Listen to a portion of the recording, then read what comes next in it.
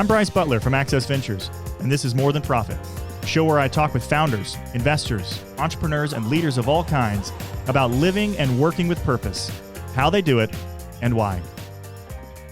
Welcome back to More Than Profit, episode 41, and my guest today is a gentleman that I've known for a while, but we reconnected recently on a wilderness experience, and actually got to talking about his business and some of the things that he's been working on as both the president of a company, as a former entrepreneur, and just something that I also share in common, which is a passion for employment and some of the things that we're doing at Access Ventures and getting ready to launch in the first quarter of 2022. So it's my pleasure to kind of talk today with Levi Smith.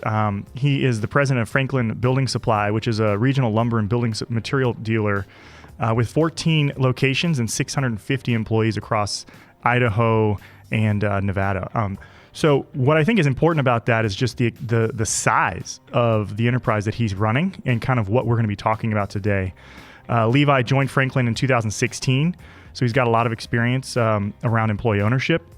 And he was new to this industry when he moved his family and children there from Austin, Texas. So Levi, thanks for joining me today. And I'm really excited to dive in because I think given the amount of experience you have over the last, almost 7 years now, leading your company through transition. I think your perspective is pretty unique around employee ownership for us today. Well, happy to be with you today. I am passionate about not just in my tenure here at Franklin Building Supply, but really what I've dedicated myself to professionally is creating exceptional workplaces and hopefully inspiring others to do the same. I have not figured it all out yet, still on a journey, but that's my ambition and, really what I'm striving for. And so it's been a fantastic coming up on 6 years here and being able to lead, like I said, a larger enterprise that's got a lot of complications, but is proudly 100% employee owned. So it changes things a little bit. Yeah. Well, one of the things we like to do on our podcast is kind of dive into a little bit of your background, which I think is unique as we kind of jump into the forward conversation around employee ownership and kind of what you're working on today. Because I don't think your path started with ESOPs, employee ownership. You're an attorney by training. You've been an entrepreneur. So talk to me about growing up in Austin, Texas, and I were connecting on that wilderness experience, just a lot of the lessons you learned working side by side with your father on the ranch. What did it look like growing up for you in Texas? Yeah, I mean, my journey really started with cattle. So I had what I view as the pleasure of being able to grow up on a cattle ranch. So that really was two different places. One in Kerrville, Texas, where I was born, and then another just outside of Austin, where I spent all of my years growing up. And in both situations, we lived on the ranch, and so I had a lot of proximity, not only to my dad, who his commute was across the street, but also to his work and to the actual operation. And so I found living on a ranch to be a really fantastic way to grow up. Lots of personal lessons learned, but also a lot of business and professional lessons learned about leading people. I think one of the biggest impressions, my dad left on me was just leading alongside people, not asking people to do things that you were unwilling to do.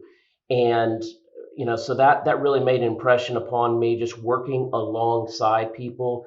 I really developed a tremendous amount of respect and admiration for people who did work with their hands and had something very tangible to show for their work at the end of the day. I think people that do that type of work day in, day out, that's a lot of our employees. You go to bed in a very healthy way, just sort of tired and satisfied.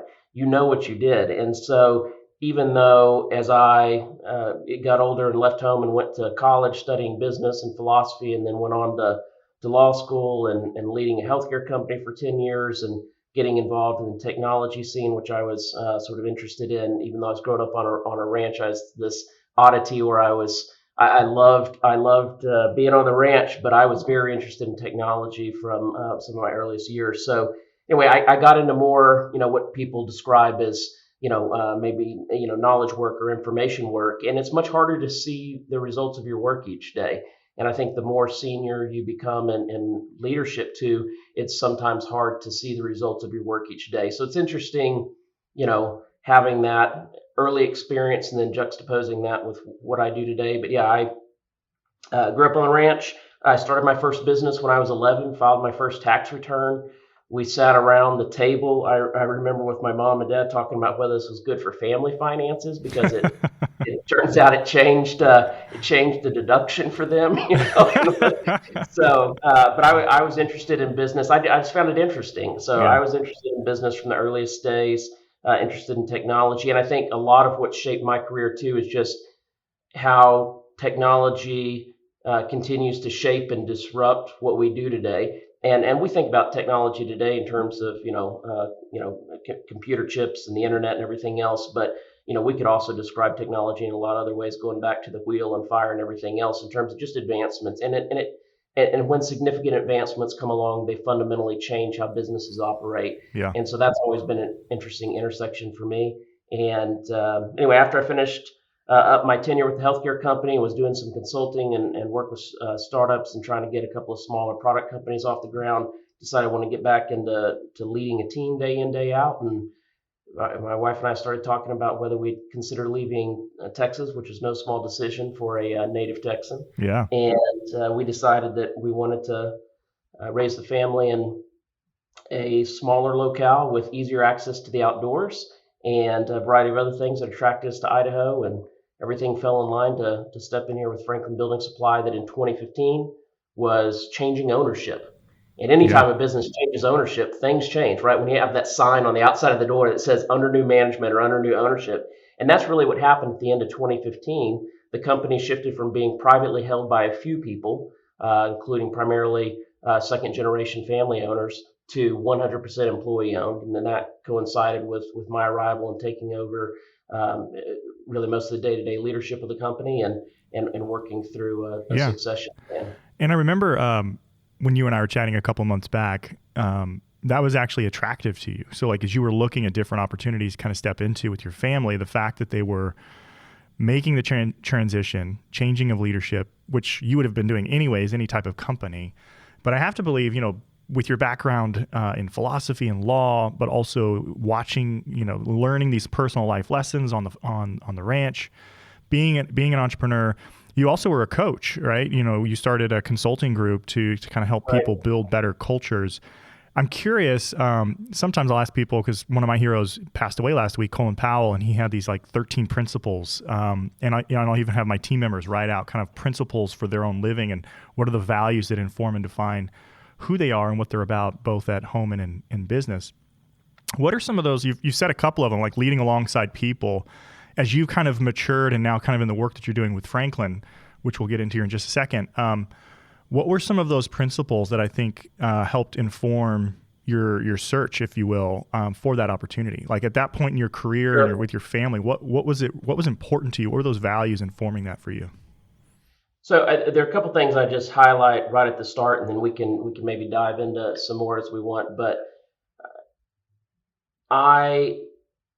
when I look at an industry like lumber and building materials and construction, I'm going to paint with some broad strokes here. There's certainly some exceptions and anomalies to this, but it's an industry that is still dominated by management and leadership style that assumes that one, people do not want to work and they only work because they have to. That people cannot be trusted. That there should be this fear and this tension between management and the worker.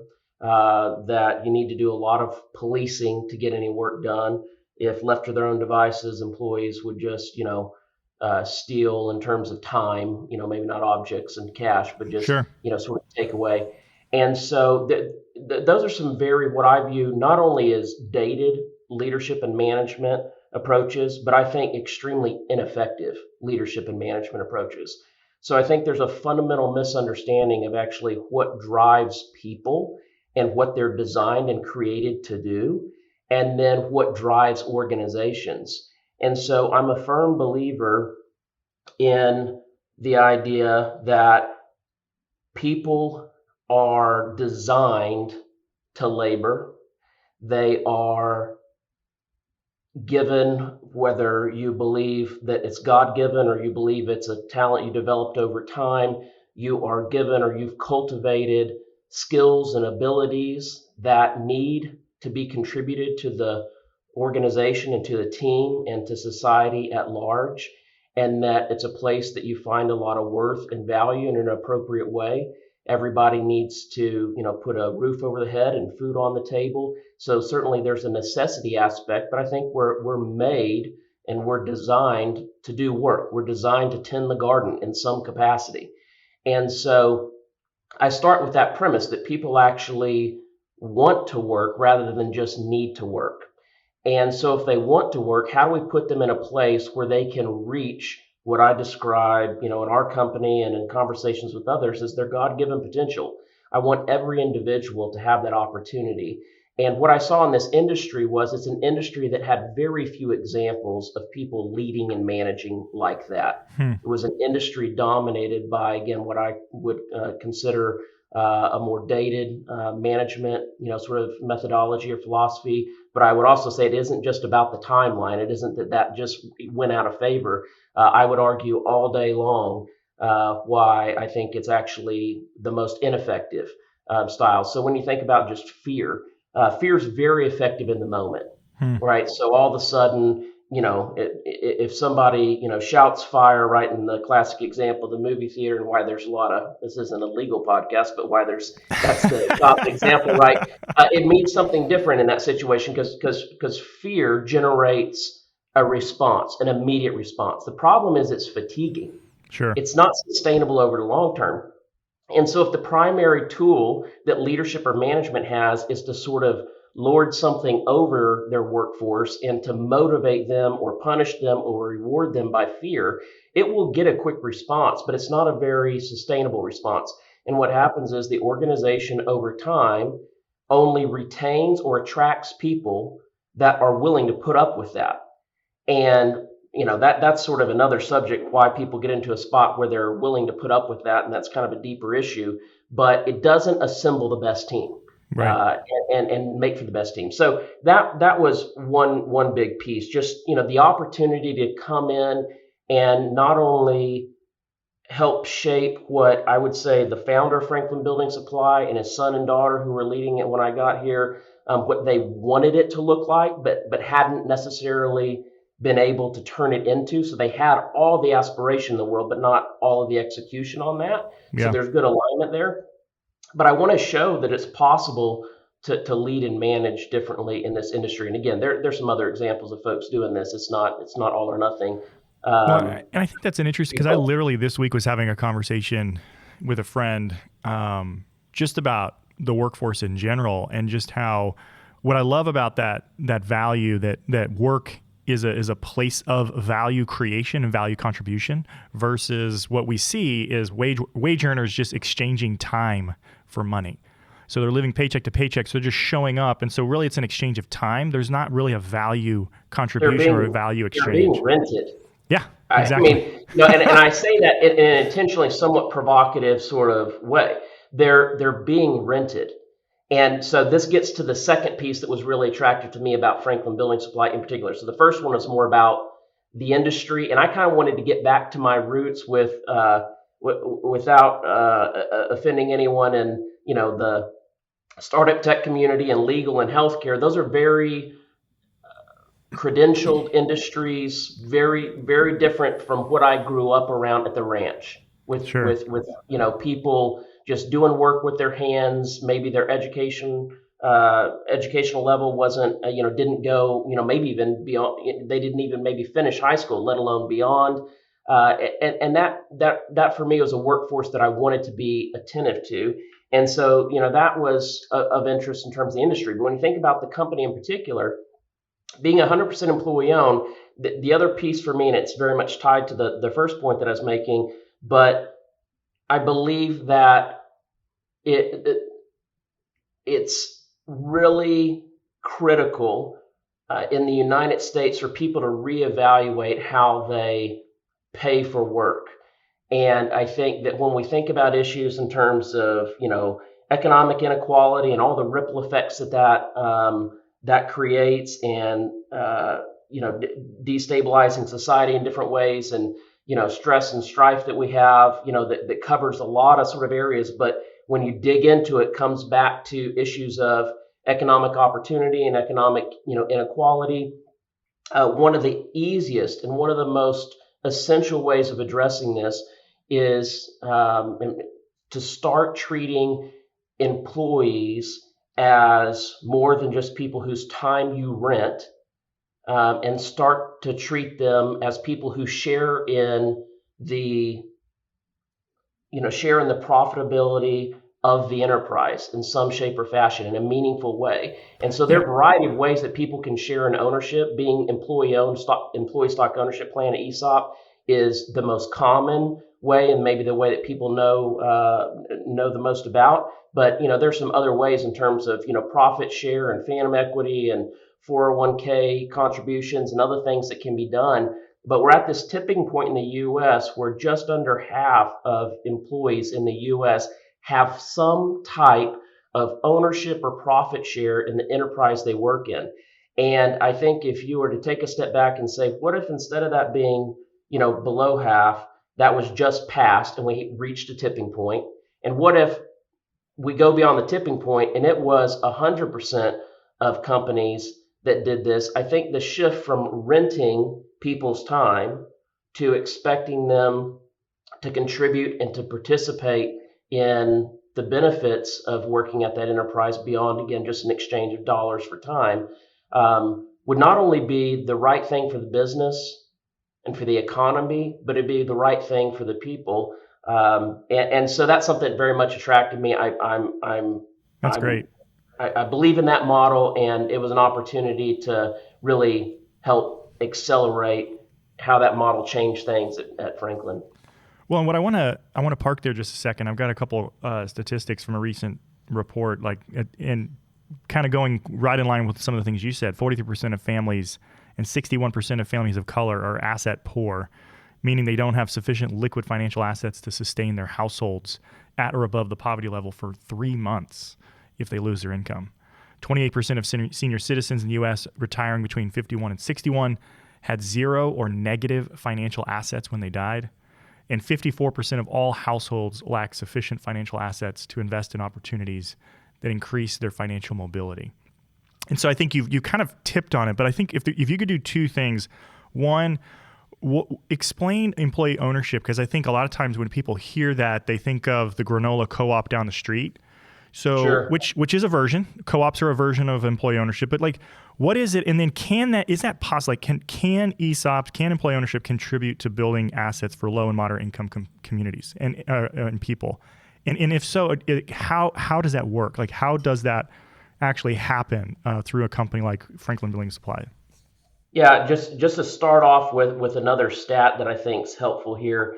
I think the latest stats that I saw on this were in employee-owned companies, the net worth, the wealth of individuals working for employee-owned companies is 92% higher than it is for non-employee-owned companies. Wow. And that 92%. includes 92%. And that's the entire workforce.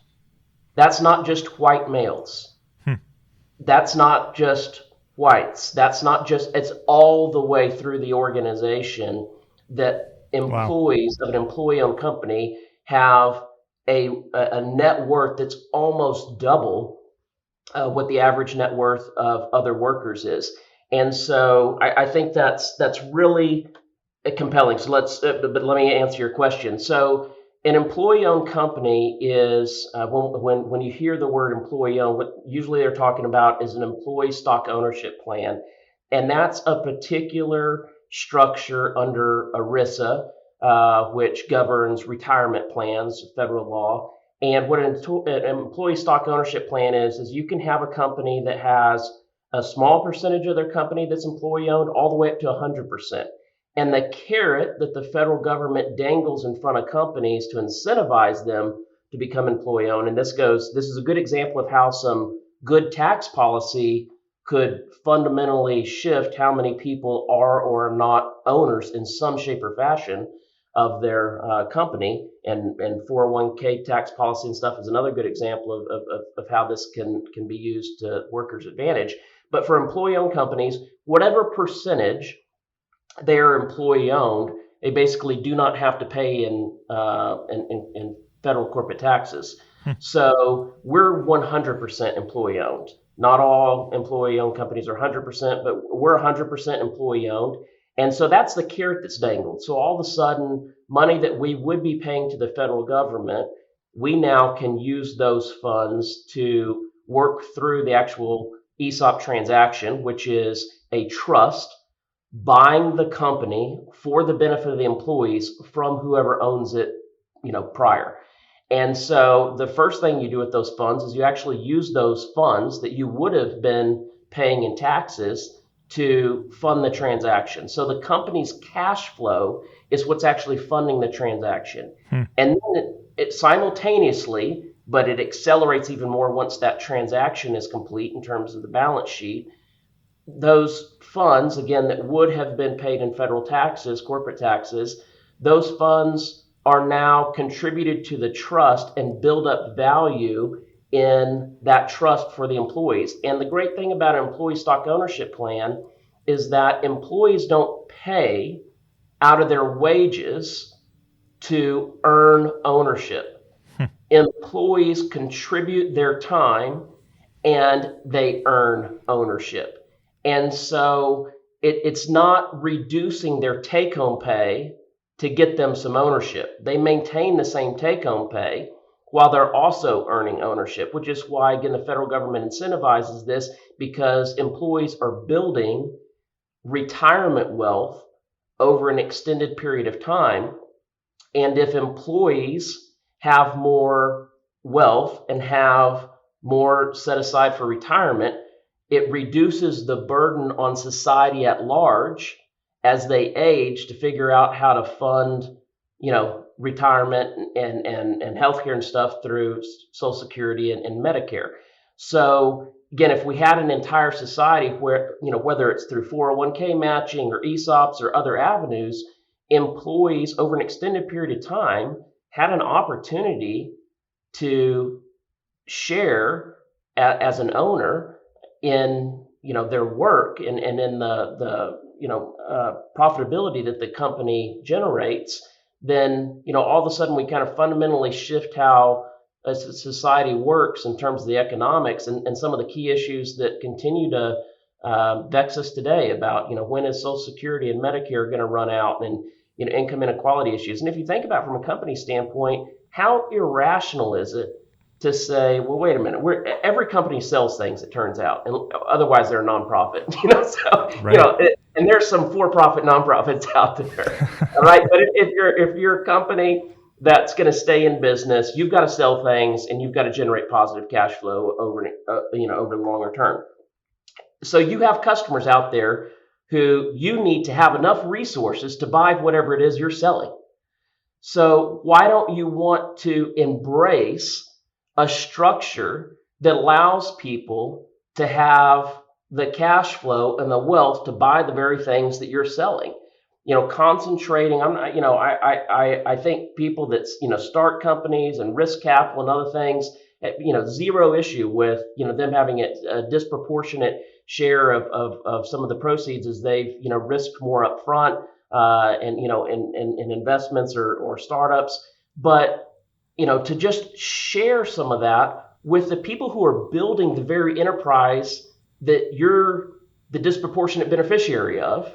Right. That, again, if all the other companies do the same, it creates an even more robust consumer who is capable of purchasing the goods and services that you're trying to sell. So there is this, sort of cycle that you can help feed into and maybe even accelerate.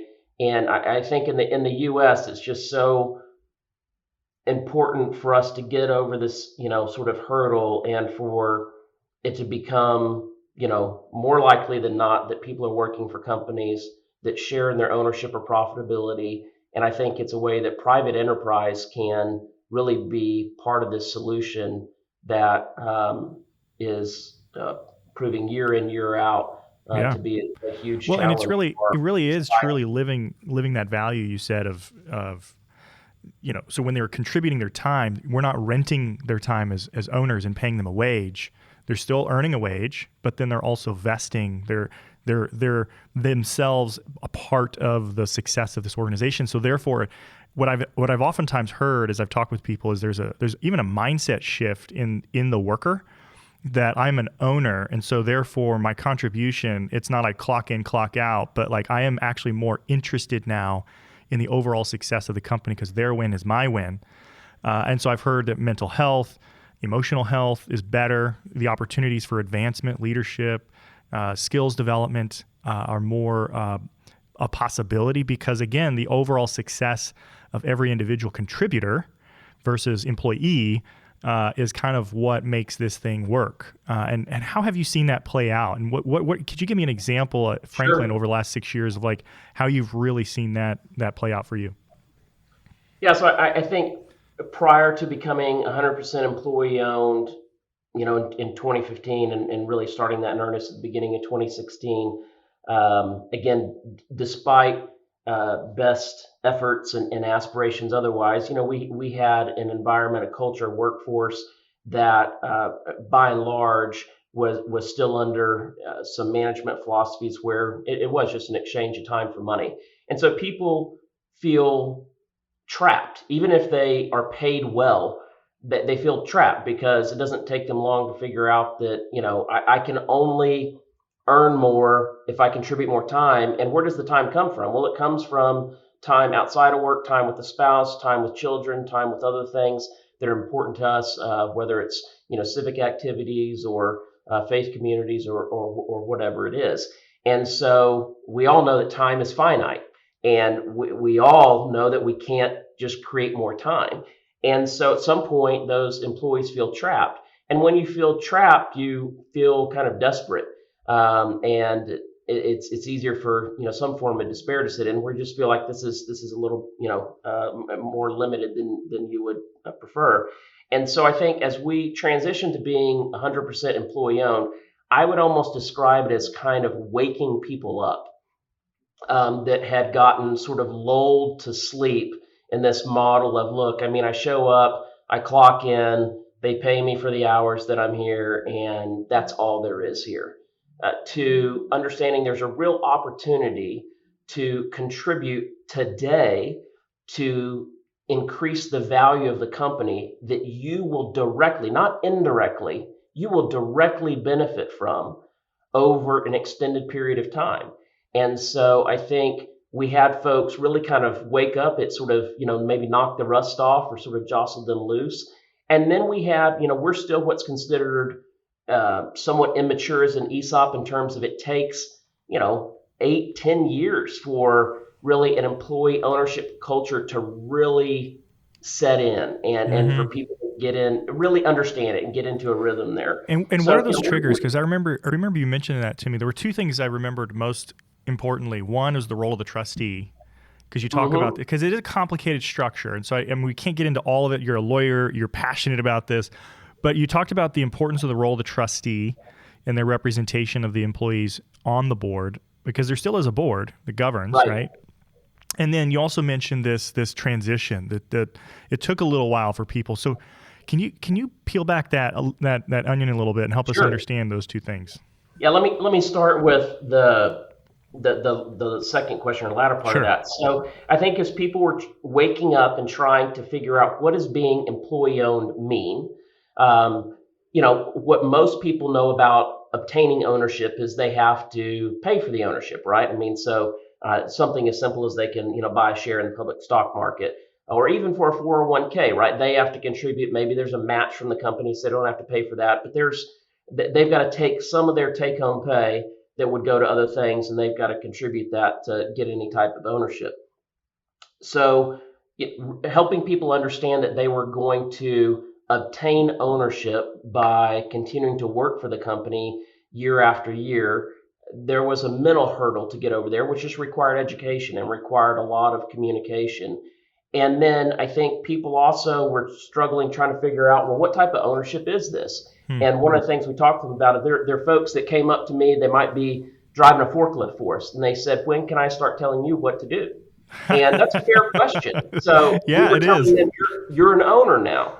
Yeah. And so what we had to help them understand is, I described three types of ownership out there, and people are really familiar with just two, and we're kind of in the middle. Hmm. So there's ownership of a publicly traded company. So let's say McDonald's. You decide you're going to buy some shares of McDonald's. You know that you can't tell McDonald's what to do just because you are now a shareholder. You're a shareholder, but you can't tell McDonald's what to do. And you also kind of know that there's really nothing you can do to improve McDonald's business individually. I mean, I guess you could really load up on Big Macs, but you're not going to swing things for McDonald's. There's really nothing you can do as an individual. So that's one type of ownership that people are familiar with. If we swing to the other end of the spectrum, they're familiar with ownership that might look like somebody that started and owns a small auto shop, right? It's his shop. He owns 100% of it. He bears 100% of the risk. He gets to make all the decisions. He gets all the proceeds, but if it falls short one year, it's all on him. They're kind of familiar with that. But employee-owned companies are really in the middle. And they're in the middle because you do own part of the company, just like a shareholder of McDonald's. But the difference is you're working in the company. Right. And you have an opportunity to do something today in a material way that impacts the value of the company. And you do that day in and day out, and the people to the left and right of you do the same, and all of a sudden it gets easier to improve the value of the company. And so we had to educate them on a different type of ownership model that they just weren't familiar with. You don't have to pay to get this, and we're somewhere in between a publicly traded company and your uncle's auto shop down the road.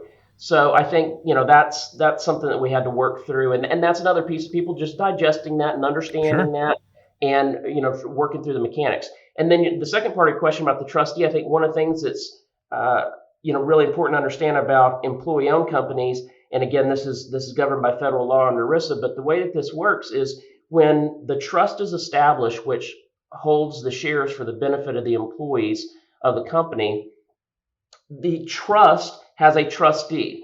And today there are a number of outfits that provide professional trustees. And these are, in law, trustees with a fiduciary duty to oversee an ESOP have the highest duty of care.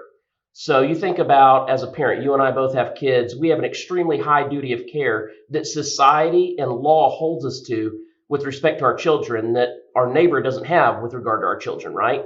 So we have a high duty of care. In business, a trustee and a fiduciary has a highest duty of care to the trust and to the beneficiaries of the trust. And so we have a completely independent professional trustee that's held accountable under federal law to provide the highest duty of care to our employees, which means that trustee has to look at things from the employee's perspective collectively as the owners and say, is this good or bad for the employees? Is this the right or wrong decision for the employees?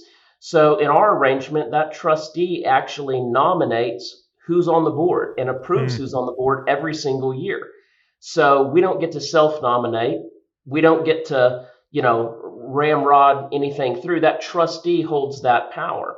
And I think that's really important, and it's something we emphasize to our employees, that there's an independent third party out there, looking to their best interest, because they can't all do that individually, right? That would be just utter chaos.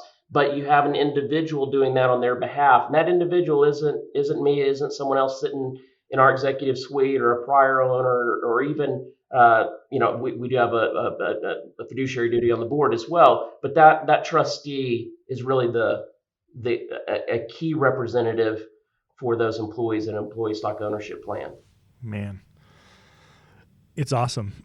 And I think so.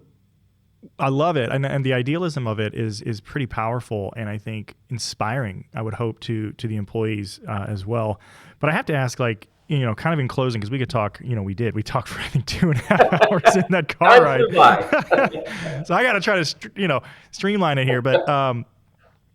What kind of in closing, I've got two kind of questions. One is, what, from your perspective, what's limiting the expansion or reaching that tipping point where more businesses are moving in the direction of employee ownership? What's inhibiting that path? Is it an education piece? I'm sure that's part of it, but are there other things that we need to do as a society, as a people, to kind of move in that direction? And then if a business owner is listening to this and maybe didn't fully understand it or grasp it or never heard of it before, do you have some paths or some things that they could turn to as they might even consider their own journey in this? Sure. So taking your first question there, my take on this would be, I think in the U.S., too many leaders, too many business owners, perhaps, the public stock market as a general matter, that's a broad sweeping statement there, but have unfortunately bought into this idea that the people who should benefit from ownership are the people who put capital in, they and they alone. And the people who show up day in, day out might deserve a fair wage, might deserve fair colleagues to work alongside, competent colleagues, competent management, but the obligation stops there. And I think it's actually deeply un-American. And when I say it's un-American, I mean that I think that when you look at how our country was formed and the basic conflict we even had with England, we wanted to be in control of our own destiny. We were tired of someone else reaping the benefits of the work going on in the U.S., and they're reaping it from afar. And I think that it's actually one of the most American things that companies could do is to reconsider that assumption they're making that the only people who deserve to benefit from their work in terms of ownership and profitability are the people who put capital in. And I think there's room in every company, in every industry, in every state to challenge this notion and to say we will all be better off. How many times do you get everybody wins, right? I think the companies will be better off, the employees will be better off, society will be better off, the broader economy will be better off by saying, let's challenge that assumption and that notion. Let's stop assuming that only the people that put capital in should be the people that benefit from the value of the company improving over time from an ownership perspective or from profitability. And let's let the people who are doing the work benefit from it day in, day out, not just in wages, but in some, it doesn't have to be that much. It can be small, but it accumulates over time. And that's the difference. When you're exchanging time for money, you can't get any exponential multiplier effect, right? It's like the magic of compound interest, right? Right. And so that's really what we're talking about, the magic of ownership over an extended period of time. So I think that's really critical. That's powerful. And I think it could be incentivized by a variety of tax policies at the federal and state level, but it's something that we have to talk about and just challenge this assumption that we've made that only people that contribute capital are people that should be able to benefit from capital appreciation or profitability. I think it's just well, and I love your framing on that, because I think some of the things that I've seen, and we could go down a rabbit hole, but just the history of employee ownership kind of through the McCarthy years in the mid-1900s, it was almost perceived as communistic or socialistic, and it was kind of lumped into that category of business, and I think wrongfully. And so it's interesting, and I think it's appropriate, and I think it's helpful for you to frame it as American, and this idea of workers exchanging value and receiving and participating in the contribution of their time over and above like the capital providers or the, what would have been the lords of the manor, so to speak. And so that's a really interesting thing. And even if you're the most self-interested, greedy capitalist in the world, I think it's the right thing. It's the right call because you want more people to sell your products and services to. So you don't even have to be very altruistic Right. here. But I think it again, out of self-interest alone, or again thinking about what is the right thing to Yeah. do, what is the most American thing to do. I think all of those arguments actually align and make the case for involving employees somehow in ownership or sharing in Yeah, profitability. and So that's the other then, thing, because you're not even saying everybody needs to make the same amount, like that a CEO can't still make a lot of money because of the burden that they carry in still running the company and the role that they provide, but everybody should still contribute and participate in some fashion. And so I think that's the other argument too. And we could go on, but I think we have to start asking ourselves those questions as a society, and start to really think thoughtfully about how we structure policy to support the emergence of structures that actually support workers, and really, I think, allow for people to participate in their communities more fully, in their families, and to actually buy back, in a sense, some of that time, so that they can actually be fully contributing. and and if you're on the other side of this argument, and as somebody listening to this thinking, my gosh, these guys just want to through ownership redistribute things. What I tell you is society is going to continue to list in that direction, and it is either going to end up being forced upon you through taxation, or you can be part of solving the problem through private enterprise and the economy. And so I think, again, if you're looking at your business, you're going to get better contribution and loyalty from your employees. You're going to get more consumers across the board who are capable of purchasing the very products and services that you're trying to sell. And you have a more stable economy as you're helping address some of these issues that are destabilizing in terms of income inequality and other things that you cannot just continue to ignore. Because if you have a destabilized society, you will not have a robust economy for your business to thrive. And so, again, out of self interest, if that's at one end of the spectrum, or just pure altruism at the other end, I think there's actually a really strategic middle ground. But I think on both ends of the spectrum, and then from the position that you and I are talking about today, it all aligns with it's advantageous to again really challenge this assumption that only people that contribute capital should be able to benefit from ownership and profitability, and there's a way to involve employees. So for folks looking for, you'd asked about, kind of next steps and resources. So what I point people to is the ESOP Association to learn just about ESOPs. They've got really good content on their site, and are an association that its mission is to help companies that are considering or exploring becoming ESOPs, or that already are. And then another thing that I would point people to is, Rutgers University has a program department that stands on its own in terms of being focused on research in this area and application in this area in terms of employee ownership, not just about ESOPs, but employee ownership, or share and profitability, broadly speaking, stuff that we're talking about. And so that's another great resource just in terms of data, research, case studies that have been done, because people that don't understand the impact that this has are just ignorant of the impact. If you inform yourself and you educate yourself on this issue, understanding the difference between companies that have an element of ownership or profit share and companies that do not, you cannot come away having gone through that research and worked through those case studies and seen those comparisons, and continue to make the argument that this isn't the right thing to Hmm. do. So whenever I hear somebody say, well, that's not for us, whatever, in as most respectful a way as I can, I just say, I would just challenge you on this. I think you are ignorant on the issue. Right.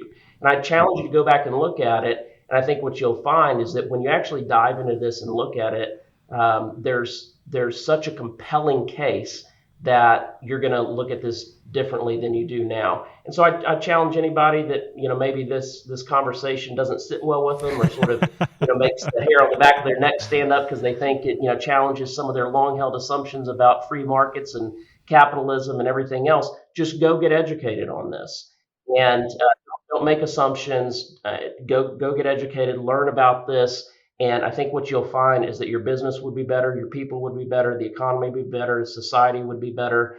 And, we don't get too many opportunities to get that many wins.